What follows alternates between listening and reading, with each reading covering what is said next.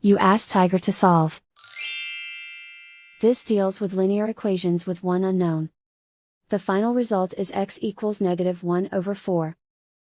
Let's solve it step by step. Group all x terms on the left side of the equation. Subtract 3x from both sides. Group like terms. Simplify the arithmetic.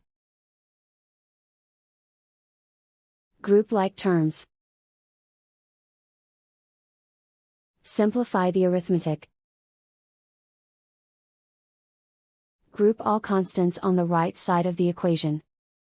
Add 4 to both sides. Simplify the arithmetic.